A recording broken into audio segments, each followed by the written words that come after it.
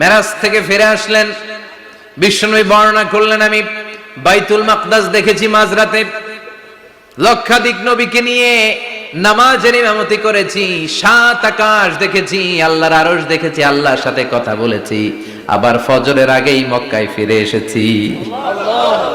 সবাইকে খাইছে মুহাম্মদের মাথার তার ছিঁড়ে গেছে, নাউজুবিল্লাহ পড়ে।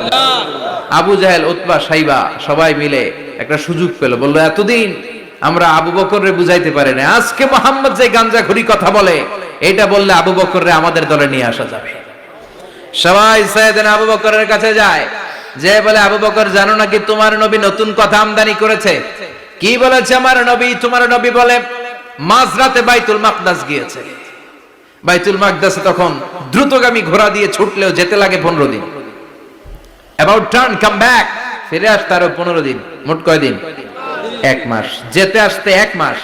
তোমার নবী মাঝরাতে নাকি বাইতুল মুকাদ্দাসে ইমামতি করছে, 7 আকাশ ঘুরেছে, আল্লাহর আরশ দেখেছে, আল্লাহর সাথে কথা বলেছে, আবার ভোর হওয়ার আগে নাকি মক্কার জমিনে ফিরে এসেছে। আবু বকর বললেন আসলেই কি আমার নবী এই কথা কইছে?